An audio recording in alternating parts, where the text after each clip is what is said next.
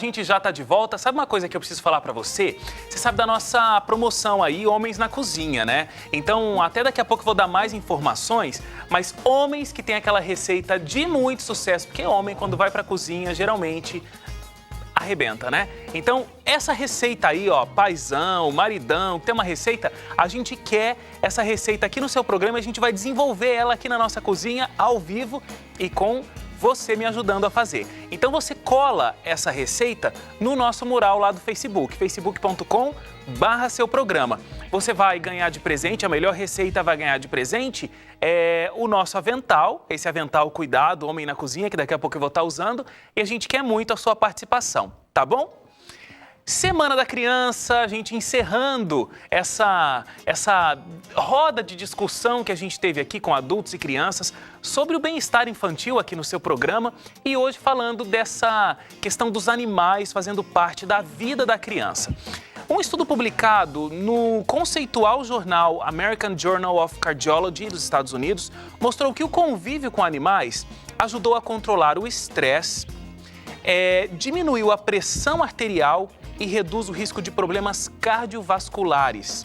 E pesquisas médicas realizadas na Austrália concluíram que os donos de bicho fazem consultas com menor frequência a clínicos gerais e requerem menos medicação do que outras pessoas.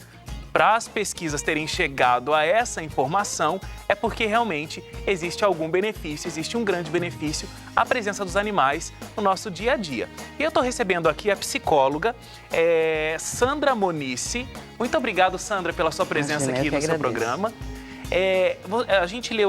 Eu li essa pesquisa aqui e a gente estava conversando até antes do programa começar da experiência com o Albert Einstein, né? Isso. Conta pra gente, o que eles têm feito de diferente? Na realidade, o Hospital Albert Einstein, parece que desde 2009, eles permitem a entrada de animais de estimação para visitar os pacientes. Lógico que dentro de alguns critérios, né? Eles têm que atender alguns critérios e desde que o médico responsável permita. Mas isso criou resultados tão bons que chega a diminuir o tempo de internação das pessoas. É impressionante isso, né? Impressionante. Eu acho que isso tem a ver um pouco com a pessoa se sentir mais em casa, né? Porque ela tá com aquele animalzinho que, como eu disse na abertura do programa, acaba fazendo parte da família da gente. É verdade. E tem esse carinho, essa alegria que um bicho traz pra gente, né? Inclusive, assim, não só esse bem-estar, ele também, o contato com o animal, em qualquer fase da vida, ele libera endorfinas. Então, a gente acaba se sentindo melhor porque o cérebro está mandando essa sensação de bem-estar para o resto do corpo. Então, quando a gente está em contato com o animal, o nosso corpo também libera endorfina. Endorfinas, dopamina, oxitocina, todas essas substâncias que promovem o bem-estar. Isso no adulto ou na criança? Em qualquer idade. Então, até esses dados que eu li aqui não é com relação à criança, é com relação a adultos e tudo mais. Mas pensando aqui o nosso assunto de hoje, as crianças, eu acredito que vai ser muito importante para esse crescimento da criança a presença de um animal de estimação. Sim, sempre. Na realidade, quando as crianças são muito pequenininhas, antes dos 5 anos de idade, a gente tem que tomar alguns cuidados, porque elas ainda não diferem completamente o bichinho vivo do bichinho de pelúcia. É verdade. E aí elas podem machucar, brigar com o bichinho. Então, a relação aí tem que ser sempre acompanhada de um adulto, né? E mesmo nesta fase, existem benefícios, mesmo que seja um contato mais distante, porque a criança nessa fase começa a criar imunidade aos agentes alergênicos e mais para frente ela não vai apresentar alergia. Então diminui o risco da criança desenvolver alergias quando ela tem contato com animais de estimação desde pequena. Isso com que idade? Desde pequenininho. Lógico que assim, até os 5 anos tem que ter uma supervisão do adulto sempre. Inclusive porque os animais reagem, né? Não, eu tinha uma priminha, teve uma época que eu tive uma tartaruguinha.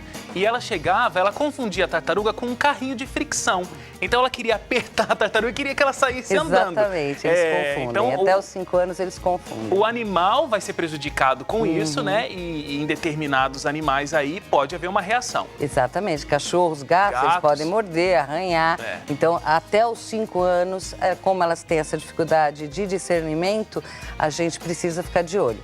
Dos 5 anos em diante, a coisa começa a ficar mais divertida porque desenvolve outros aspectos da personalidade da criança, dos cuidados que ela tem que ter com o animalzinho que ela vai levar pro resto da vida. Ah, isso é uma coisa legal da gente conversar, porque já é uma responsabilidade que a criança tem. Se os pais trabalham direitinho essa questão, a criança vai ter uma responsabilidade, né? Exato. Porque ter um animal não é ter um brinquedo que simplesmente tem que guardar.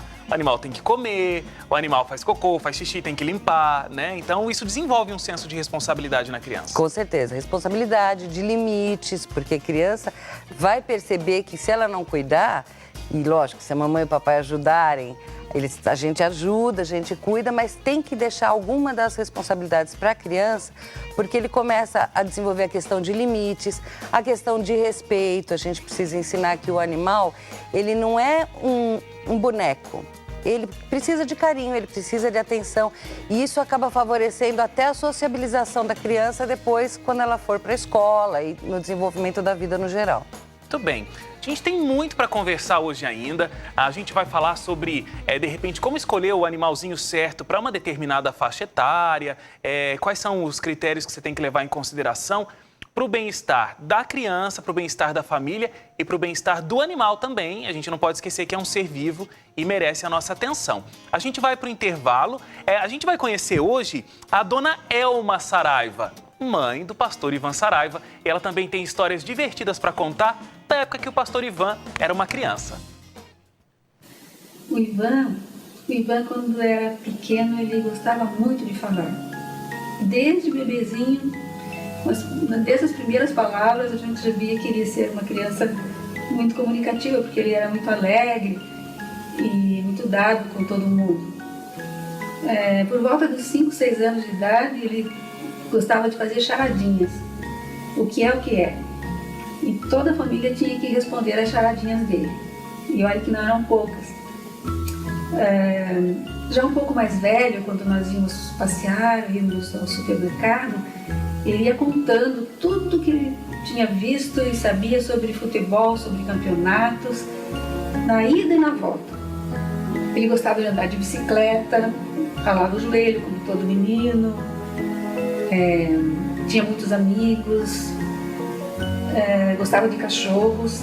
Embora nós não tivéssemos cachorros em casa, ele brincava com os cachorros dos parentes e gostava muito. Lá no centro cívico, onde nós morávamos naquela época, ainda havia terrenos baldios e tinha árvores frutíferas nesses terrenos.